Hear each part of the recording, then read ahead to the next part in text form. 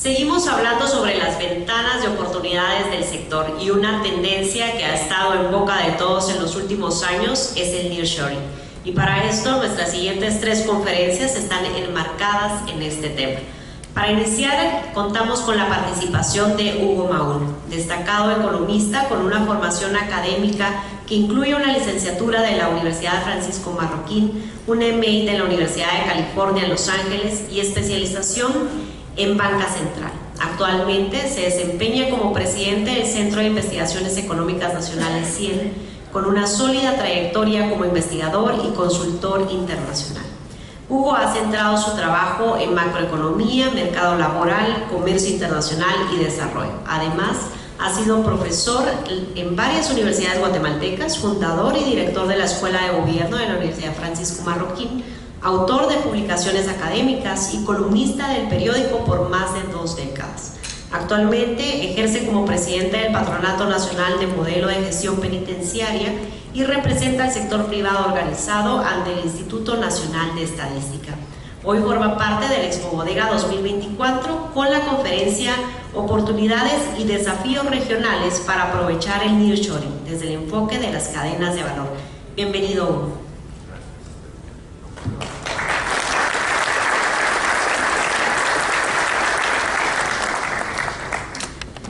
Buenos días, muchísimas gracias por la invitación a la Cámara de Industria y a la gremial de bodegas. Este definitivamente es un tema por demás interesante. Lo que voy a hablar hoy, utilícenlo como un medio de contraste para este gran entusiasmo y buenas perspectivas que acabamos de ver. Bajo ninguna circunstancia se puede negar el gran avance que ha habido en esa materia. Pero yo resumiría toda mi presentación en una aseveración: no estamos solos. Y aunque somos una joya, pues hay otros que quizás no son tan bellos y valiosos, pero quizás más efectivos. Entonces, diciendo esto, debo decir que lo que voy a hablar hoy básicamente proviene de un estudio que durante cerca de 4 años hemos venido realizando en conjunción con el Banco Centroamericano de Integración Económica, desde una perspectiva que se habla poco en Guatemala y en Centroamérica, que es la perspectiva de la necesidad de la integración centroamericana para evitar seguir siendo países muy similares que compiten entre sí en todo. Y en la última versión de esta investigación también voltear a ver al sur de México, porque Mesoamérica, la Mesoamérica de los arqueólogos, antropólogos de principios del siglo XX, sigue siendo una región económica, cultural, social y geográfica que tiene muchísimas similitudes, cuestión que nosotros no hemos reconocido, pero que los mexicanos cada vez reconocen más. Habiendo dicho esto, lo primero que hay que reconocer es que hay un gran potencial.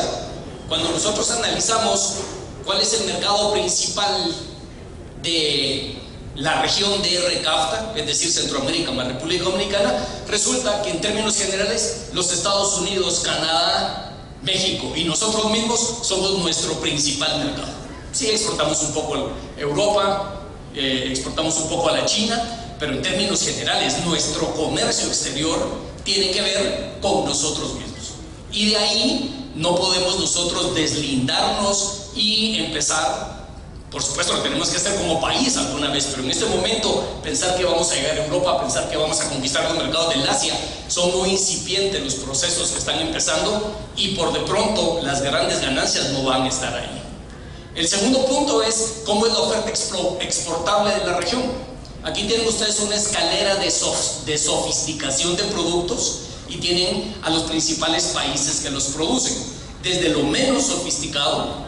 Y cuando digo menos sofisticado, digo con todo respeto a la gente que exporta verduras y frutas de alto valor en Guatemala, porque la verdad que son pioneros y han entrado en muchísimos mercados. Pero en el gran esquema de las cosas, la producción agrícola que no es de alta tecnificación, la producción agrícola que no es de precisión, que depende de alta tecnología, sigue siendo los productos relativamente menos complejos, menos sofisticados, y así en la medida que uno sube esta escalera, pues llega a dispositivos médicos, que es el liderazgo que hoy tiene Costa Rica. Empezando con dispositivos médicos relativamente sencillos y hoy ya teniendo una exportación importante de productos médicos sofisticados. Estas son las principales exportaciones en las cadenas de valor globales, donde Centroamérica tiene la mayor oportunidad. Por supuesto, existen otra serie, otro conjunto importante de exportaciones que Guatemala hace. Cabalmente estaba hablando ahorita con Rodolfo Mérida, un expositor que va a pasar en un momento, mi querido alumno, hace mucho tiempo, como en otras exportaciones se esconde toda una miscelánea de productos que tienen un grandísimo potencial. Y ojalá Guatemala lo ayude, lo aproveche. Pero en términos generales, esto que ustedes ven aquí, exportamos vestuario y textiles, lo que se conoce acá como la maquila, productos eléctricos o electrónicos simples, los arneses, lo que hace hoy Yasaki en San Marcos. Pero en términos generales, no estamos nosotros en la frontera tecnológica que el mundo tiene en esto. Es importante reconocerlo porque de este tipo de industrias, de este tipo de actividades, es donde van a venir los primeros inversionistas que busquen a nuestro país. Lo siguiente, este es un trabajo del BID que hacen toda una metodología analizando los principales rubros de exportación de los países y al final, después de hacer alquimia econométrica, sacan unas conclusiones que son los potenciales aumentos anuales en las exportaciones que podría tener Latinoamérica si aprovechamos el nearshoring. Y básicamente esto es sustituir a China en los 10 rubros principales de exportación que China tiene en la región. El gran ganador de todo este negocio se llama México, ¿sí? Ahí pueden ver ustedes México con 35.27 billones más de exportaciones. Y aquí tengo resaltado Centroamérica, la región de RCAFTA. Como ustedes pueden ver, en la región de RCAFTA, pues Guatemala solamente supera a Nicaragua. Entonces sí, aquí va a llover en toda la región del DRCAFTA, pero el agua más fuerte, bueno, digamos en toda la región DRCAFTA más TEMEC, para incluir a México, va a caer una lluvia, pero donde más van a aprovechar esa lluvia son los mexicanos, luego los costarricenses, los dominicanos, los hondureños. Y aquí la pregunta es, bueno, ¿y nosotros qué? Bueno, nosotros pues sí es importante tener casi 1 billón más de exportaciones, no es poca cosa, pero el asunto es cómo nosotros pudiéramos darle una mordida y quitar un pedazo de lo que van a ganar los demás. Lamentablemente, para poder eso también nosotros tenemos que reformar las condiciones básicas bajo las cuales operan nuestros sectores. Si no logramos eso, pues la pura inercia va a hacer que los que ya llevan una ventaja sigan aprovechando esa ventaja. De esa cuenta, si nosotros vemos el potencial que existe, y esta es una estimación que sale del trabajo que hicimos con el Banco Centroamericano de Integración Económica, si ustedes van al website del Banco Centroamericano y buscan dentro de los documentos todo lo que tiene que ver con cadenas regionales de valor en Centroamérica, pueden acceder a estos estudios. En términos generales, Centroamérica está generando hoy cerca de 33 mil millones de dólares de exportaciones. El principal rubro de exportación sigue siendo vestuario y textil. Luego le sigue muy importante la parte de BPOs y por supuesto dispositivos médicos y productos electrónicos que está tomando una fuerza importante. Y se generan aproximadamente, esto es un empleo imputado, ¿sí? Porque las estadísticas nacionales no permiten sacar un número muy exacto, pero si quitamos las frutas y hortalizas de alto valor, que es algo que tiene que ver con mucha agricultura, exportaciones familiares, etcétera, pues tenemos cerca de 1 millón de empleos. Yo estoy convencido que podemos duplicar esas exportaciones. Estoy convencido que Centroamérica puede fácilmente crear otro 1 millón de empleos en estas mismas cadenas, sobre todo ahora que cada vez más las tensiones geopolíticas, la disrupción de las cadenas globales de suministro nos ponen a nosotros en el ojo del huracán, nos ponen a nosotros en el centro de las oportunidades. Es decir, este análisis, la primera vez que lo hice fue antes de la pandemia. Yo decía, bueno, ¿y qué va a pasar? ¿Qué tiene que hacer Centroamérica para poder generarlo? Afortunadamente, valga con todas las circunstancias que puede conllevar esa aceleración, vino la pandemia, vinieron las grandes disrupciones de las cadenas productivas, surgió la tensión geopolítica y de repente Centroamérica queda en el centro de la atención del mundo, la región de RCAFTA. Entonces ahora yo lo veo un poco más factible que en el año 2019, cuando empecé básicamente a reflexionar acerca de este tema. Entonces sí, existen oportunidades grandísimas. ¿Cómo vamos a hacer para aprovecharlas? Y aquí es donde está mi mayor preocupación: no estamos solos. Esto que ustedes ven aquí es un ejercicio que hicieron para el TEMEC, México, Estados Unidos y Canadá, acerca de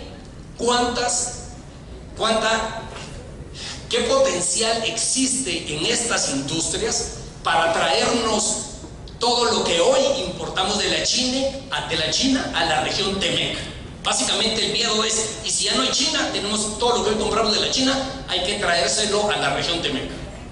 ¿Cuáles son las industrias que más fácil, que más potencial de regionalización tienen? Pueden ver ustedes dispositivos médicos, igual que Centroamérica, equipo electrónico. Lo máximo de esta escala es 8, también tiene un alto potencial de regionalización. Vestuario y textil, en el caso mexicano y norteamericano, estadounidense, canadiense, no tanto, porque los salarios son muy altos y esta es una industria de tecnología relativamente baja, poco sofisticado y salarios no tan altos. De esta lectura, yo lo que puedo decir, bueno, Centroamérica tiene una oportunidad importante, convirtiéndose en el México de México, regresando 40 años en la historia, en el caso de la industria de vestuario y textil. Y por supuesto también tiene una oportunidad importante en el equipo eléctrico y dispositivos médicos. El problema con esas industrias es que estamos compitiendo de entrada directamente con nuestros vecinos mexicanos. Pero sí hay un potencial importante. Miren la demanda total del mercado TEMEC en dispositivos médicos: 329,000 millones de dólares. Algún pedacito nos podríamos llevar nosotros, ¿verdad? Equipo eléctrico, 259,000 millones. Es decir, que yo creo que esto da para todos, pero ¿cómo hacemos para aprovecharlo? Para principiar, reconozcamos que México tiene una gran ventaja. 80%, 90% de todo su comercio pasa por los puertos fronterizos secos en la frontera, en camiones o en ferrocarril. Y como ustedes pueden ver, la complejidad económica, la sofisticación económica de México le confiere al norte y centro de México una gran ventaja que nosotros no tenemos.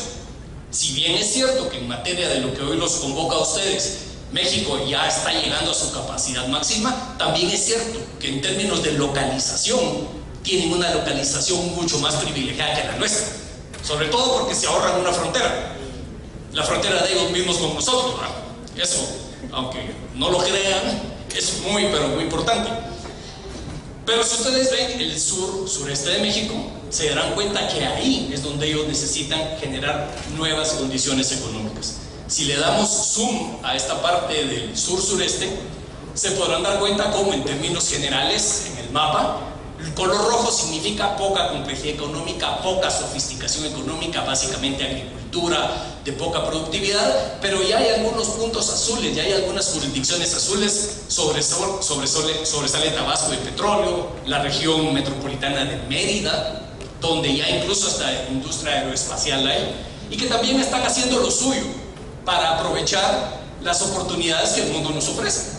Es decir, los estados del sureste también ven la misma oportunidad que nosotros vemos. Ahora, cuando comparamos la complejidad, pues sí, en términos de complejidad, Nicaragua en esta región es lo menos complejo, pero digamos, Nicaragua y Costa Rica se van en términos de complejidad. Tuxtla Gutiérrez, Chetumal se dan con Honduras, Guatemala, Villahermosa se dan con El Salvador. Es decir, tampoco es que nosotros como países seamos muy diferentes.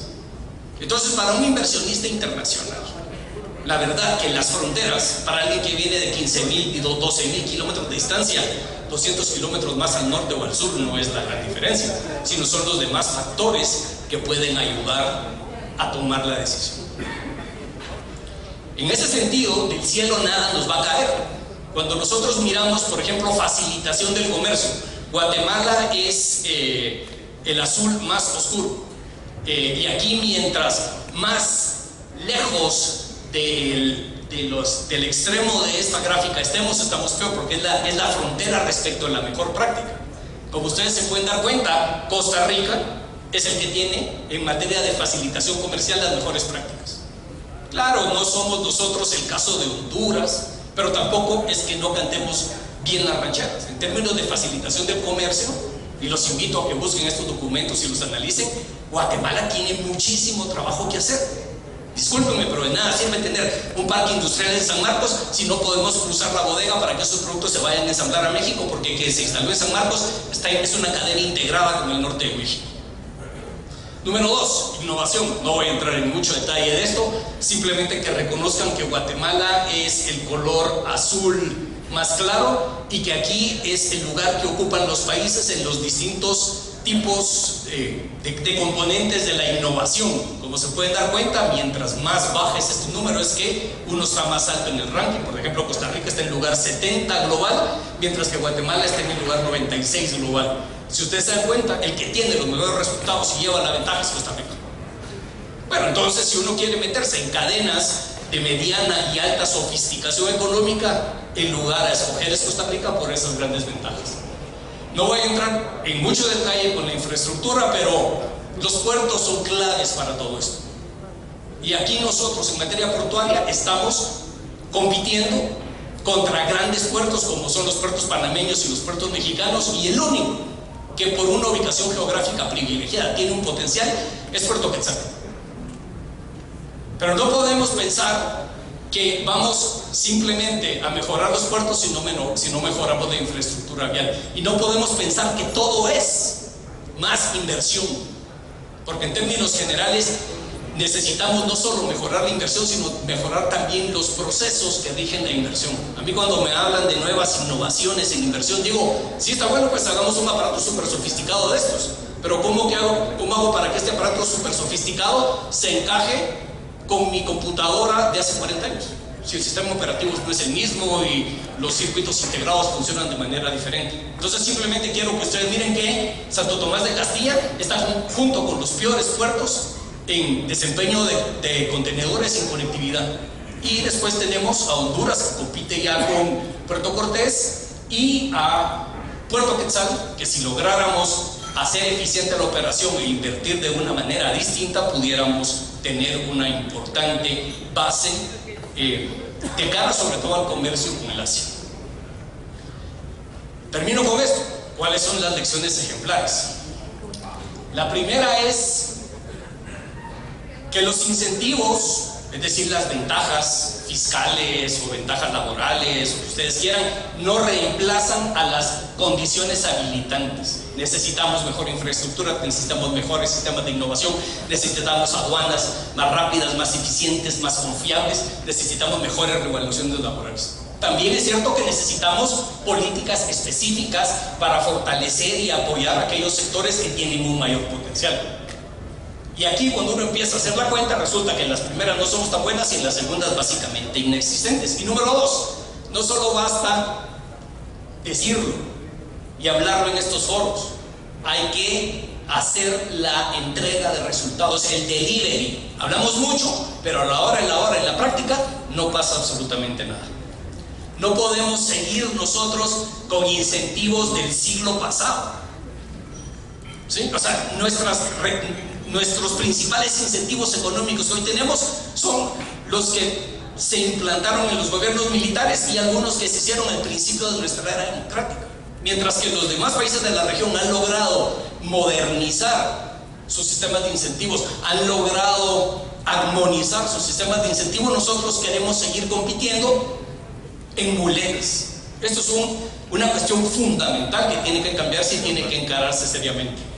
Número 2, no podemos depender de soluciones desesperadas. No es que logramos salvar la maquila. ¿Sí cómo? Con la ley emergente para la conservación del empleo en 2016, en el minuto 93. Como va a ganar hoy el Real Madrid al Bayern, no me va a costar, pero va a ser en el 93 el gol. En 2021 la ley de zonas francas, rescatamos la ley de zonas francas, pena nos debería dar todo lo que pasó. O transferir responsabilidades a todos. Qué bueno que estén las CEDEPS, pero se lo estamos dando a Sonic. Y Sonic en sí mismo tampoco puede ser el que lleve el estandarte de la generación de incentivos de nueva generación en Guatemala. Lo de Costa Rica no es producto de la casualidad. Aquí tienen ustedes las exportaciones de dispositivos médicos por nivel de sofisticación. Empezaron haciendo lo más sencillo, que son productos plásticos, pero en 20 años ahora ya producen dispositivos terapéuticos, producen equipo de diagnóstico, Ahora claro, uno se pregunta, ¿y cómo hicieron esto? Es una mezcla de haber tenido más o menos todo lo que antes dije. Tampoco es que los ticos sean los singapurenses de Centroamérica, ¿sí? Con todo respeto para mis primos ticos. Son bastante orgullosos de sí mismos, pero no son Singapur, no son Hong Kong, no son Corea. También hacen las cosas parecidas a como nosotros las hacemos. Pero lo que sí es cierto es que los incentivos han ayudado. Ustedes tienen aquí las exportaciones en zona franca, ¿sí? Que llegan casi a 4.000 millones de quetzales en equipo médico, y de esos 60% ocurre en zona franca. Es decir, que si no tuviera zona franca Costa Rica, difícilmente pudiera tener ese resultado. Entonces sí, hay que tener incentivos, sí, hay que tener las condiciones correctas, habilitantes, para que puedan florecer todo tipo de oportunidades económicas. También se requieren incentivos específicos, también, pero, y voy a terminar con esto porque me dolió y me tocó vivirlo en vivo y en carne propia. Estaba yo en Costa Rica y apareció Tovar, el ministro de Comercio Exterior. Yo estaba ahí cuando anunciaron que Johnson & Johnson iba a abrir una fábrica de dispositivos médicos de alta tecnología y que iban a generar 3.000 empleos. Y dijo Tovar, en una reunión como estas, y es la operación más grande de Johnson & Johnson fuera de los Estados Unidos. Dije, este costarricense ya presumiendo, ¿verdad? Pero terminó diciendo esto: confiabilidad para los negocios, nuestro compromiso con la democracia, los derechos humanos y el Estado de Derecho, nuestro liderazgo en sostenibilidad y las libertades económicas y el compromiso con el comercio abierto y libre nos hace un lugar confiable para los negocios. Entonces creo que esto también nosotros tenemos que tomarlo en cuenta. Mientras no resolvamos nuestros problemas políticos, democráticos y de Estado de Derecho, creo que cualquier tipo de negocio en Guatemala lo va a tener difícil. Muchas gracias.